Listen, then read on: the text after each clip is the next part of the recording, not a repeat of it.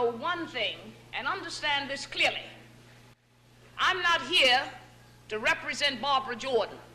I'm here to represent you. And I'll represent you in the best way I can. And I'll do the best job I can.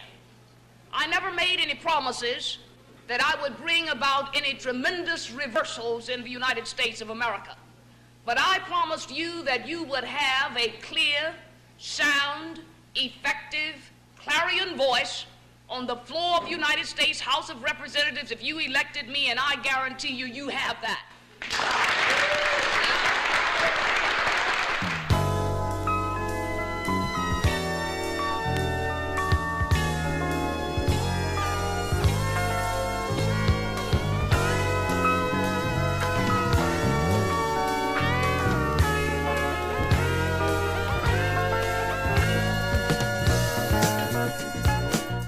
Barbara Jordan accomplished many firsts. First African American to serve in the Texas State Senate since Reconstruction. First African American woman elected to the United States Congress from the South. First African American woman to deliver the keynote address at the Democratic National Convention in 1976. Even in death, Barbara Jordan is the first African American woman buried in the Texas State Cemetery. It was 144 years ago that members of the Democratic Party first met in convention to select a presidential candidate.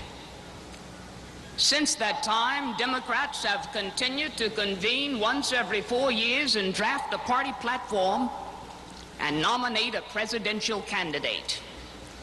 And our meeting this week is a continuation of that tradition. But there is something different about tonight. There is something special about tonight. What is different? What is special? I, Barbara Jordan, am a keynote speaker. Earlier today, we heard the beginning of the preamble to the Constitution of the United States. We the people. It's a very eloquent beginning. But when that document was completed on the 17th of September in 1787, I was not included in that we the people. I felt somehow for many years that George Washington and Alexander Hamilton just left me out by mistake. But through the process of amendment, interpretation, and court decision, I have finally been included in we the people. Barbara Jordan never forgot her humble beginnings in the 5th Ward of Houston, Texas. She made note of it on several occasions.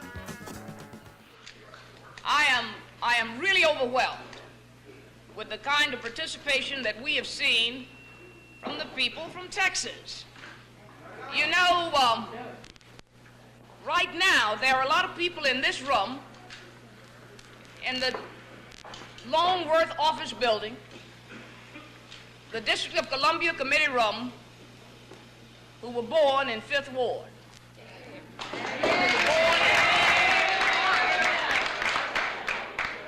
And I say that all the time because I think that is significant, that something good and lasting and wonderful and beautiful can come out of 5th Ward. That's me. I will tell you the kind of economy I'm talking about. I'm talking about an economy where a young black woman or a young black man born in the 5th Ward of Houston, my town, or South Central Los Angeles, or a young person in the colonias of the lower Rio Grande Valley. I'm talking about an economy where those persons can go to a public school, learn the skills that will enable her or him to prosper. We must have an economy that does not force that migrant worker's child to miss school for a full day so that she can work at less at less than the minimum wage, and doing that, the family can still only afford one meal a day. That is the moral bankruptcy of trickle-down economics. As a national champion debater under the tutelage of Dr. Thomas F. Freeman, to a recognized orator and leader by former President Lyndon Baines Johnson, along with members of Congress, Barbara Jordan argued for equality under the law and charged government to make policies to meet those results. We believe in equality for all and privileges for none.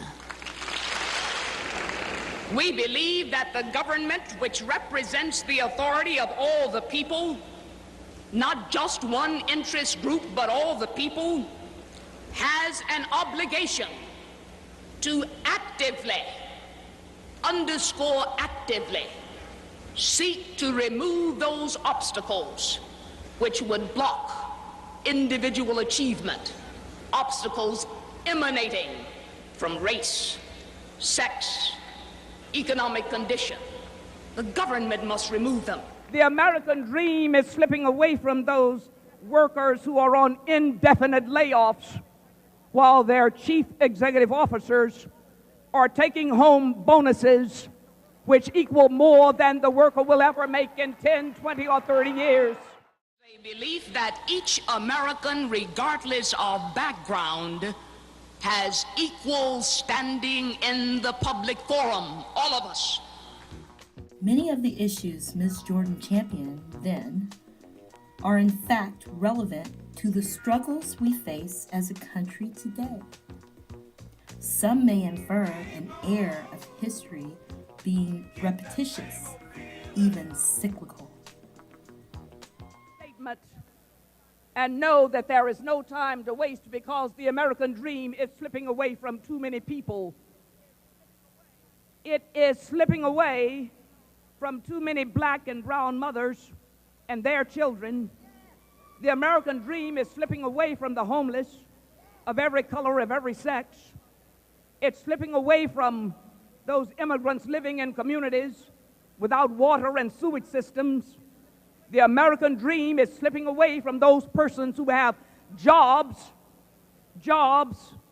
which no longer will pay the benefits which will enable them to live and thrive, because America seems to be better at building war equipment to sit in warehouses and rot than in building decent housing.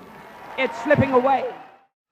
I feel that through the application of the proper amount of public pressure, that Mr. Nixon will see that the public is demanding this. We talk about welfare reform. We talk about subsidizing people who are lazy. And the people are not lazy. They want to work, and they can't find a job. I think Mr. Nixon, with all of his concern about workfare and people doing a job and earning their keep by the sweat of their brow, will be made to realize that it is the federal government which has a responsibility to provide a job if the private sector fails to provide that employment. Public apprehension and fears about the future have provided very fertile ground for a chorus of cynics, and these cynics go around saying that it makes no difference who is elected President of the United States. You must say to those cynics, you are perpetuating a fraud. It does make a difference who is president. Pettiness cannot be allowed to stand in the face of such overwhelming problems. So today we're not being petty. We're trying to be big, because the task we have before us is a big one. We know the nature of impeachment. We've been talking about it a while now. It is chiefly designed for the president and his high ministers to somehow be called into account. It is designed to bridle the executive if he engages in excesses. It is designed as a method of national inquest into the conduct of public men. The framers confided in the Congress the power, if need be, to remove the president in order to strike a delicate balance between a president swollen with power and grown tyrannical and preservation of the independence of the executive. A true visionary, her speech in 1992 became reality in 2016 at the nomination of another first, Hillary Rodham Clinton, Democratic National Convention candidate for president. That horizon of gender equity is limitless for us, and what we see today is simply a dress rehearsal for the day and time we meet in convention to nominate Madam President. We do not reject our traditions, but we are willing to adapt to changing circumstances. When change we must, we are willing to suffer the discomfort of change in order to achieve a better future.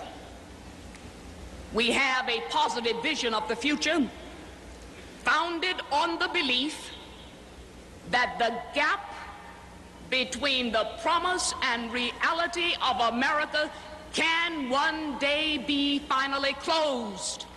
We believe that. Hope to close the gaps that divides all of us is the last moment we share of the great Barbara Jordan. Her life and legacy worthy of remembrance and study. Thank you.